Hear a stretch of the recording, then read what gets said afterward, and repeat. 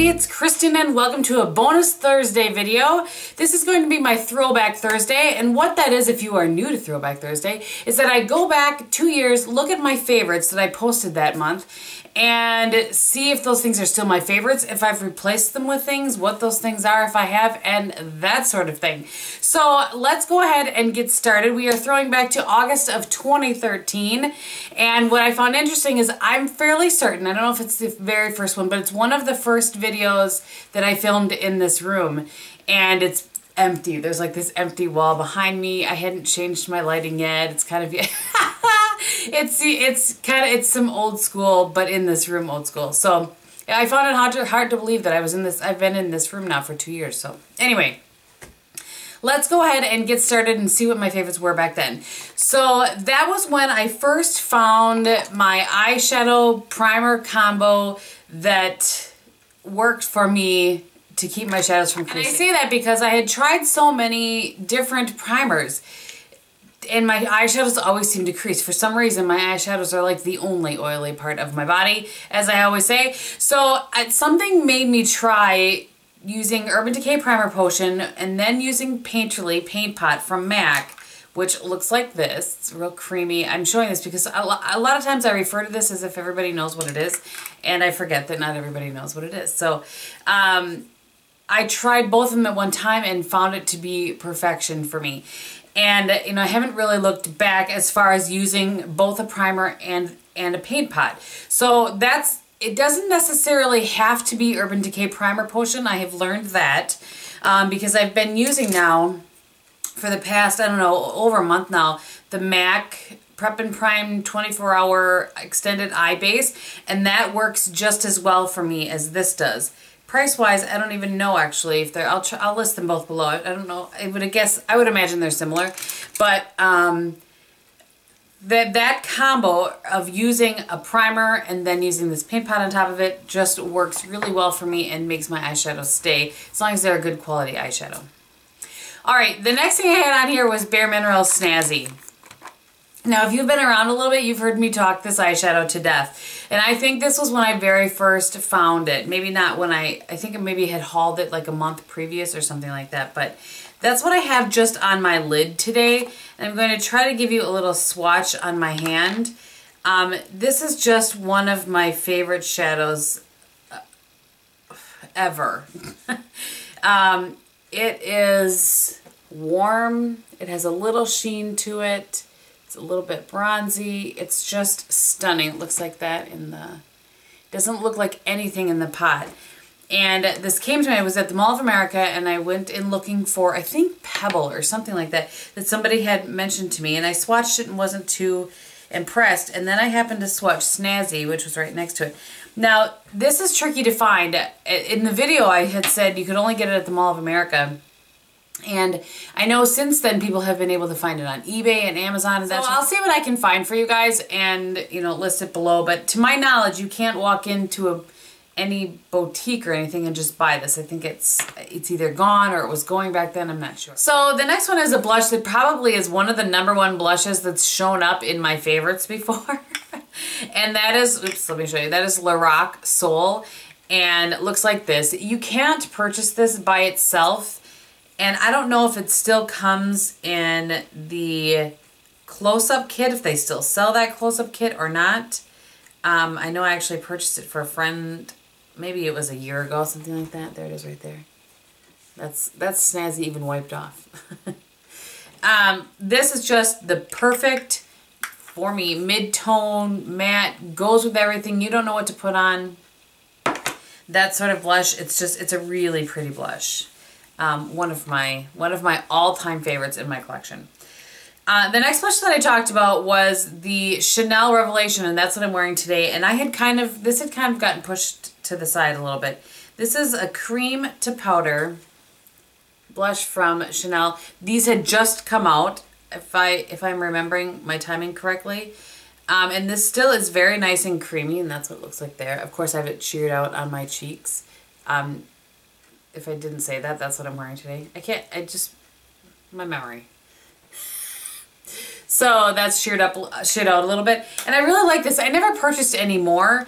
It was just kind of one of those things where I just wanted to have one, and I was happy with the color that I chose. And I still do wear this. I don't think this is a favorite. I don't use cream blushes all that often, but it is very pretty. It does last a really long time on the cheek, and I do really like it.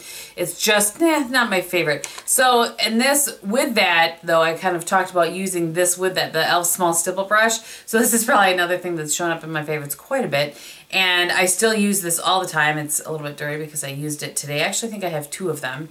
But just a great brush. You've heard Emily talk about it over and over again, and you know, I'm sure numerous other people, but it's just the perfect, it's kind of like the MAC 130, only it has a little bit more give to it, not quite as stiff as that is, and just works perfectly for cream products, perfectly. Another brush that I talked about, and this had just come into my collection, I've talked about this brush a lot since then, is the Napoleon Perdis 15B. So it's an angled brush, and I do still use this. I don't use it quite as much because I kind of have adjusted a little bit of how I put shape back into my face. I'm careful not to call it contouring because I don't know that I feel like contouring is like, you know what I'm saying? And I just kind of put some shape back into my face. So at any rate, this is a very nice brush. If you're looking for something, if you're kind of just starting to play with contouring, if you want, you know, because this brush lends itself a little bit more to that. It's great. You kind of just, you know, line it up, and it's fluffy enough that you can blend in the line, you know, the contour that you've put there. You can go right along your hairline. I actually have 2 of these because a friend of mine got it and she didn't love it, so she sent it to me. And what I wanted, the reason I pulled these out is that was not that long ago. I'm gonna say maybe 6 months ago. So I've had this about I've had one a year and a half and one about 6 months, and I can't tell the difference between the 2 at all. So they hold up very, very well is the point of that. There was a point, I swear. All right, the next thing was the Rimmel Match Perfection. And that is this concealer. Is that what it is? Match Perfection. Yeah, the concealer and highlighter 2-in-1. So I have it in the shade Fair Light. I did wear this today. And I even put on there, or I even talked about in the video that that I was really liking it, but I wasn't sure how I would like it in the winter. And I can tell you now, this is fine for a few months in the summer, but in the winter, this is not good for me, for dry skin, dry under eyes, that sort of thing. It looks really cakey. You can get it to look fairly decent with a beauty blender, but definitely not one of my favorites by any means anymore. I learned, and at the time, and I used it today, actually, and even already today, because it's been cooler, it hadn't worked as well. I used it, I don't know, maybe 3 weeks back, something like that. I had pulled it out and used it, and it worked really well, but it was hot and humid then, so something to consider.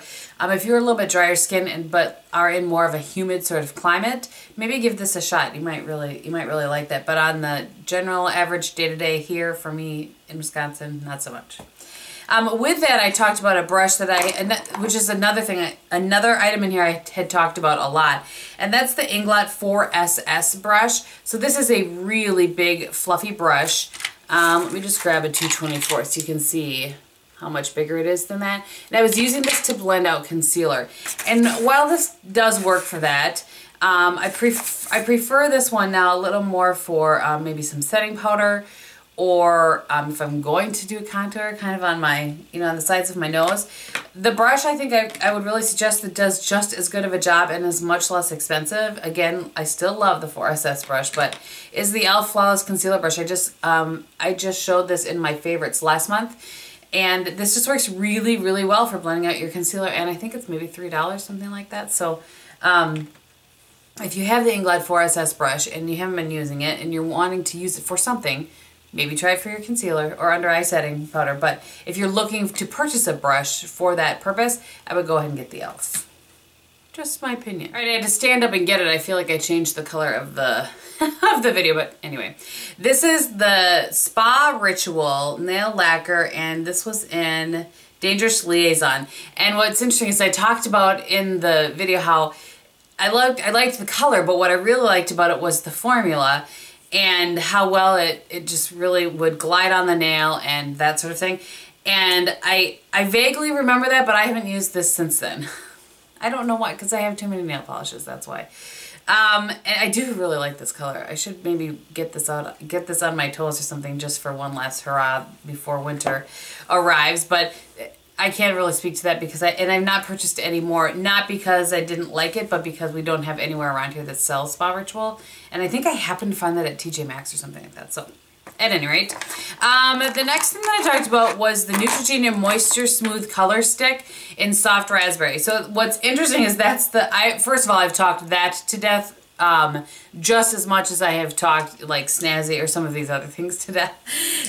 But I did want to show you, that one is actually at my desk at work, but I have purchased 2 since then, and so I thought I would show you that. I loved them so much that I purchased 2 since then. The one that I've worn a bunch this summer, you can see how much it's already like flat, is the one in Berry Bright, I think.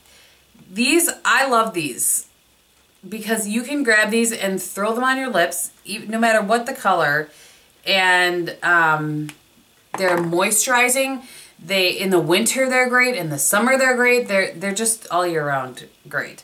And this is the one in Rich Raisin. This is definitely more of a fall, you know, sort of winter color. And you've seen me wear probably Soft Raspberry a ton. So that's the Berry Bright and that's Rich Raisin. Just really, really nice. I have stopped myself several times from buying more in the collection because come on now. So the last thing that I talked about was 2 of the NYX Butter Glosses. One which was included with the combo, which I'll show you in a minute, and then one just by itself. And this is the one in Maple Blondie. This was back when they were kind of all the rage, and everybody was talking about these. The kind of, you know, the NYX products that are all the rage tend to move from what they've sent out to people since then. So it's, you know, first it's the liquid lipsticks, now it's going to be the suedes. You know what I'm saying? So, but these are nice. They have a lot of color to them. I think I definitely prefer a gloss that has some decent color to it that I can wear by itself or with something else. So that's the one in Maple Blondie. And that was one of the most popular ones. And then the one that I'm wearing today in the slip combo is the one in Tiramisu. And it's just really pretty, has a little bit of rose to it, like that. And then in the combo, it was with the Lize Watier lip liner and Nude. I really like the Lize Watier lip liners.